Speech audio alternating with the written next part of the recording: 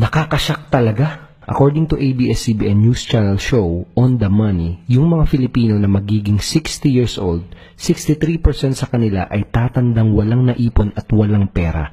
27% will be dead, yung 5% naman ay nagtatrabaho pa din kahit matanda na. Only 4% will be financially independent at 1% lang yung magiging wealthy. In other words, 5% lang ng buong populasyon ng Pilipinas ang yayaman. According naman sa CNN Philippines, last 2014, ang income ng top 50 richest Filipinos ay $8.45 billion. Katumbas yan ng 51% ng entire Philippine GDP growth. In other words, kalahati ng pera ng buong Pilipinas noong 2014 sa 50 tao lang lahat napunta. Nakakashock, di ba? Totoo talaga. The rich keeps getting richer while the poor keeps getting poorer. Ngayon, anong connection nito sa'yo? Well, you have two options. Kung ikaw ang tatanungin, anong pipiliin mo? Option A, gawin ang ginagawa ng karamihan, hinahayaan na lang nila na tumanda sila na walang naipon at walang pera. Or Option B, alamin mo kung ano yung sikreto para makopya mo yung ginagawa ng mayayaman. Kung ayaw mong matulad sa madaming Pinoy na tatandang walang ipon at walang pera at kung gusto mong malaman ng sikreto para makopya mo yung ginagawa ng 5% na yumayaman, continue watching this video. Yung iba ang sasabihin nila ayaw nilang yumaman. Ang nasa isip nila, pag mayaman daw gahaman, swapang, kontrabida, malamang dahil to sa kakanood ng teleserye at telenovela. Pero ang totoo, marami sa mga pinaka-successful at mayayamang tao, sila pa yung pinakamapagbigay at pinakamatulungin sa kapwa. Madalas sila pa yung may pinakamalaking donation sa church at charities. At kaya sila yumaman ay dahil nagsumikap sila. Lahat naman ng tao gustong yumaman. Kahit hindi ka materialistic, sigurado naman kahit paano, gusto mo din itong mga to. Gusto mo ba na meron kang malaking savings para lagi kang handa pag biglang nagka-emergency? Gusto mo bang may sapat na income para hindi mo na po problemahin ang mga bills at utang? Gusto mo bang magkaroon ng masarap na lifestyle yung anytime nakakapag-relax ka? Gusto mo bang makapag-travel sa mga gandang lugar at sa iba't ibang bansa kasama ang pamilya mo? Gusto mo bang magkaroon ng time at financial freedom? Pues, magagawa mo lang yung mga yan kung alam mo yung sikreto ng mga mayayaman. So what's the secret? Simple lang, baka nga alam mo na. Very obvious kasi at araw-araw mo tong mga nakikita.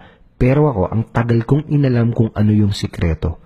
Tapos isang araw, bigla ko na lang yung nagets. Nang magets ko kung ano yung sikreto, biglang tumalon ang income ko.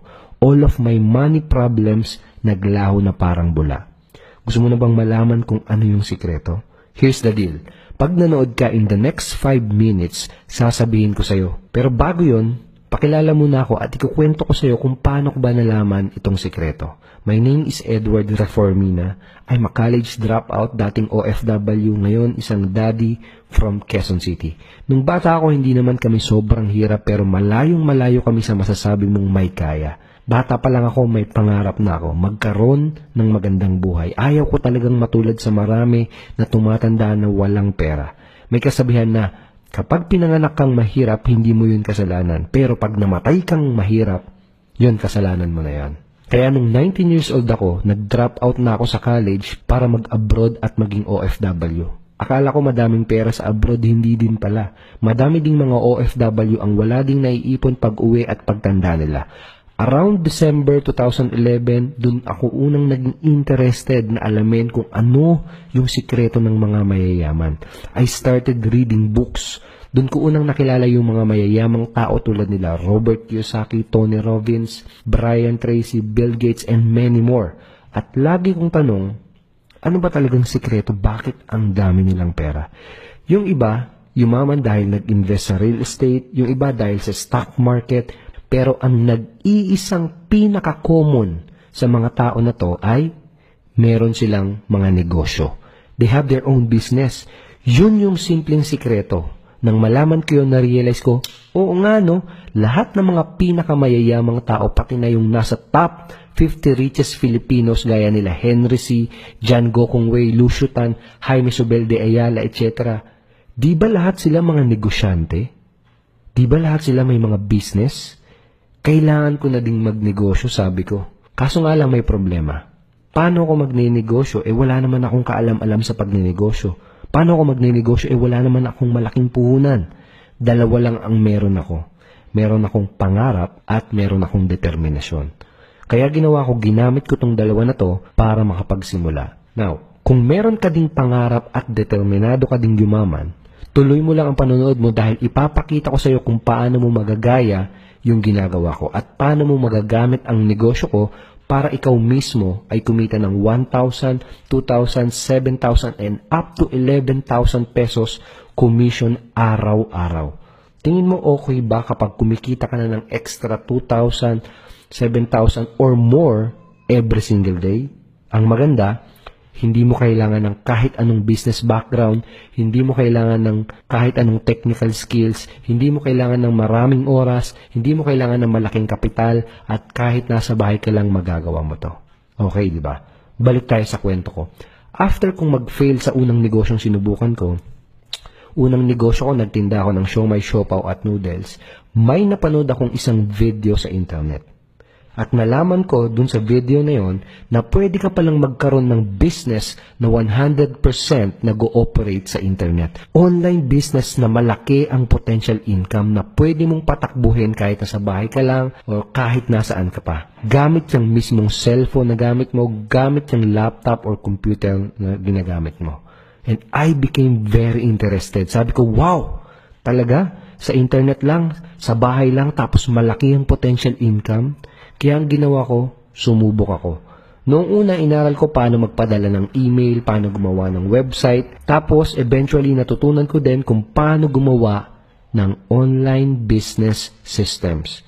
Noong una, nakakabenta ako pa isa-isa lang. Pero eventually, biglang pumutok ang negosyo ko and my business started earning 500,000 in a month, 1 million in a month, and then 3 million pesos in just 1 month, yung pinaka-best month ko. Palaki lang ng palaki ang income ko kahit ako di nakapaniwala. Wala na akong regular job at wala na akong boss na nag-uutos sa akin.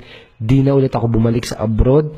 Nabibili ko yung mga bagay na gusto ko. Marami akong oras at kasama ko palagi ang pamilya kong mamasyal sa mga gandang lugar. At ang pinaka nakakatuwa, nakakapagturo at nakakatulong na din ako sa iba.